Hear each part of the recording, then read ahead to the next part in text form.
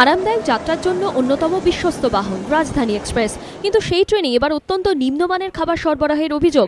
শনিবার বিকেলে নয়াদিল্লি থেকে শিয়ালদার উদ্দেশ্যে রওনা হয় রাজধানী এক্সপ্রেস। যাত্রীদের অভিযোগ, ট্রেনে অত্যন্ত নিম্নমানের এমনকি মেয়াদ ফুরিয়ে যাওয়া খাবার তাদের খেতে দেওয়া হয়। সেই খাবার খেয়ে ট্রেনের মধ্যে অসুস্থ হয়ে পড়েন বহু যাত্রী। খোঁজ মেলেনি একজনও এসি অ্যাটেন্ডেন্টের। শেষে ট্রেনেরই যাত্রী এক চিকিৎসক প্রাথমিক কিছু ওষুধপত্র দিয়ে পরিস্থিতি খানিকটা সামাল দেন।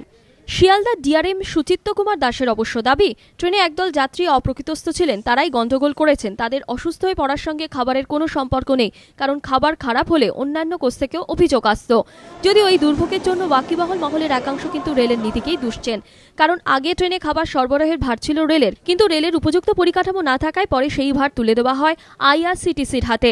কিন্তু মমতা বন্দ্যোপাধ্যায় রেলমন্ত্রী হয়ে ফের সেই ভার ফিরিয়ে দেন রেলের হাতে। রেলকর্তাদের একাংশের মতে উপযুক্ত পরিকাঠামোর অভাবের কারণেই রেল সে কাজে নজরদারি চালাতে পারে না, ফলে খাবারের মানও ক্রমশ খারাপ হচ্ছে। এমনকি অন্যান্য রাজধানীতে খাবার সরবরাহের বিষয়ে আইআরসিটিসি নজরদারি চালালেও একমাত্র ব্যতিক্রম শিয়ালদা নয়াদিল্লি রাজধানী। অবশ্য খাবার খারাপ হওয়ার পেছনে অন্য একটি কারণ রয়েছে বলে মনে করছে সংশ্লিষ্ট মহলের একাংশ। অন্যান্য ট্রেনে খাবার প্যান্টিকারে তৈরি করে যাত্রীদের মধ্যে সরবরাহ করা হয়, কিন্তু শতাব্দী, রাজধানী বা দুরন্তের মতো ট্রেনের ক্ষেত্রে শুধুমাত্র এসি প্রথম শ্রেণীতে প্যান্টিকারে তৈরি খাবার দেওয়া হয়। অন্যান্য শ্রেণীর যাত্রীদের জন্য যেখান থেকে ট্রেন ছাড়ছে সেখান থেকে খাবার নিয়ে নেওয়া হয়।